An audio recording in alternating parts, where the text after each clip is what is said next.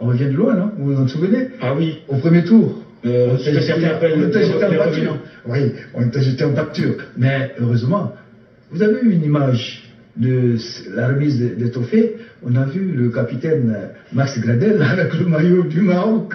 Ça veut dire beaucoup de choses. Le 1-0 du Maroc contre la Zambie nous a permis d'être champions aujourd'hui d'Afrique. Et donc c'était un bon geste de reconnaissance. Oui, c'était sympathique. Qui nous a et qui sont restés, pour certains en tout cas, jusqu'à la fin, très certainement. Mais pas seulement les Marocains. Il y a d'autres nationalités, d'autres des confrères journalistes, des supporters qui sont venus, leur équipe ayant été éliminée, on dit cette Coupe d'Afrique en Côte d'Ivoire, c'est la première fois qu'on assiste à une fête, on va rester jusqu'à la fin.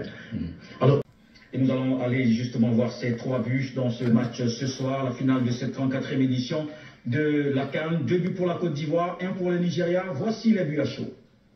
Le premier corner pour le Nigeria. Le poussé difficilement. Et c'est le but nigérien sur ce premier corner. Peut-être l'égalisation sur ce corner de Simon Adéla.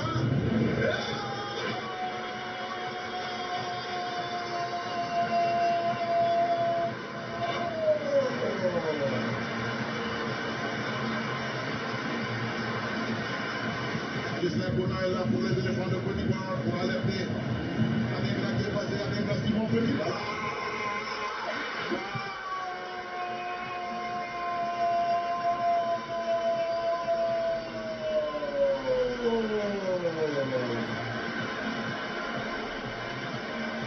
Sébastien, Debbie, Romain, alors, Junior, pour le 2-1 pour les éléphants de Côte d'Ivoire. Extraordinaire ce qui est en train de se passer ici au stade EBB. Le chouchou Adingra, toujours qui passe son vis-à-vis, qui adresse un super centre. Et ouais, le talent du buteur, je le disais tout à l'heure, il fallait le laisser sur le terrain, c'est un buteur capable de marquer un but à tout moment. Et le président de la République, Alassane Ouattara, évidemment, est fier de ses champions ce soir, comme on peut bien le voir sur ces images. Le chef de l'État, étreint par l'émotion, traduit ses félicitations à chaud au 11 national.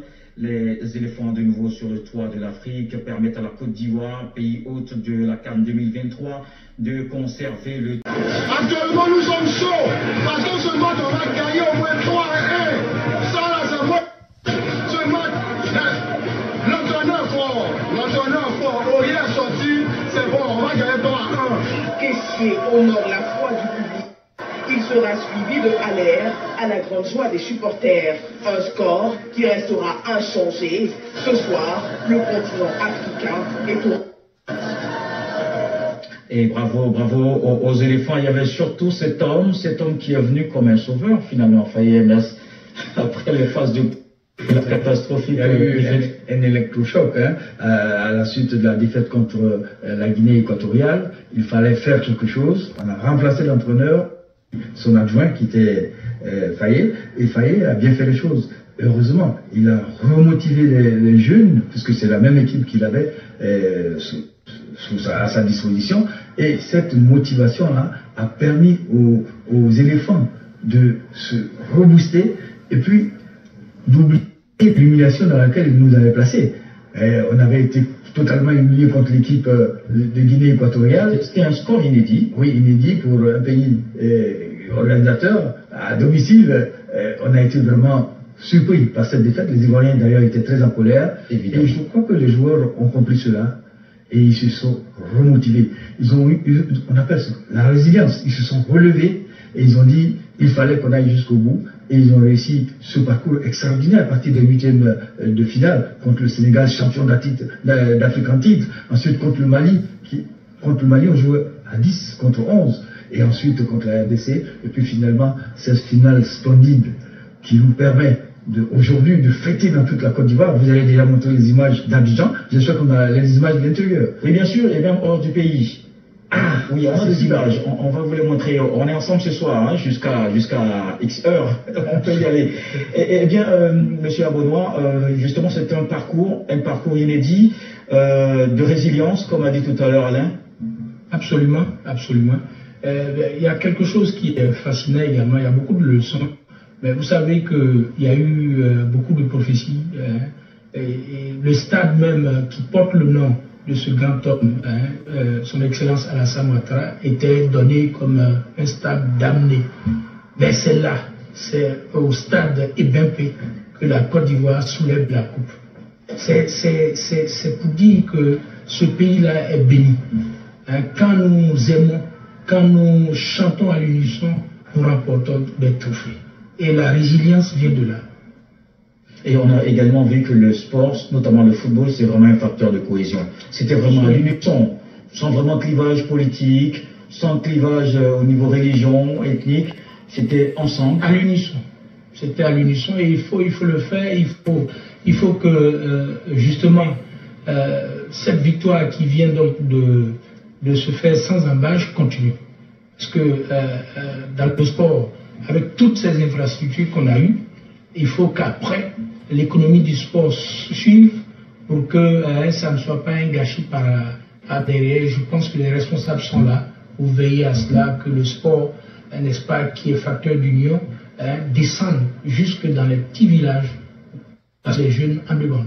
Et nous allons continuer. Ils étaient donnés perdants à l'issue de la dernière journée des phases éliminatoires. Les éléphants de Côte d'Ivoire ont remporté à l'issue des matchs disputés leur finale et s'arrogent leur 3e étoile après avoir triomphé à Ebimpe des Super Eagles du Nigeria qui ont retracé ce parcours victorieux.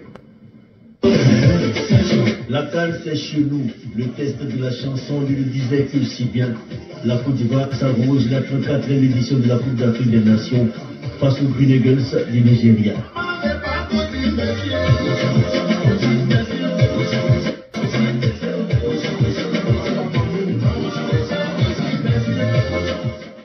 Un peuple en extase, et cela a raison.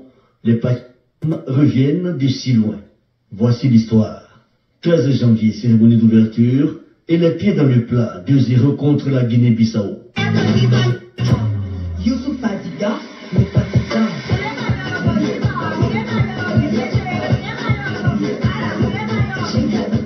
Du coup, supporter, on entrevoit déjà le nirvana et l'issue heureuse du premier tour. Puis, patatras, les choses se gâtent.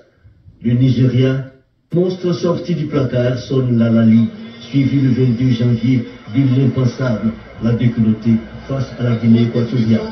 Horreur et damnation. Tout un peuple sonné, victime de l'action inverse de sa chanson populaire, le coup du matou des insulaires sur la tête de l'éléphant.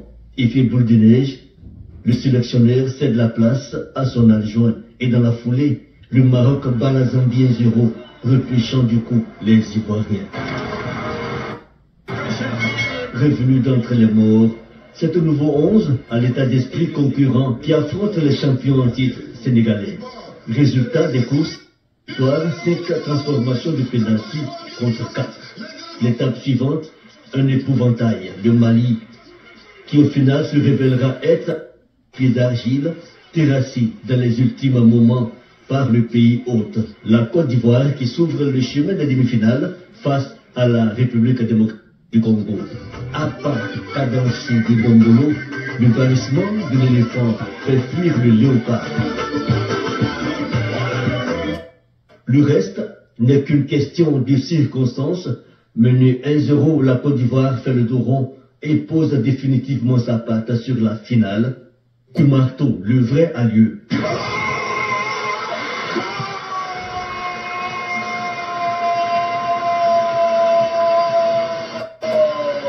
La Côte d'Ivoire remporte la CAN 2023, sa Coupe d'Afrique des Nations.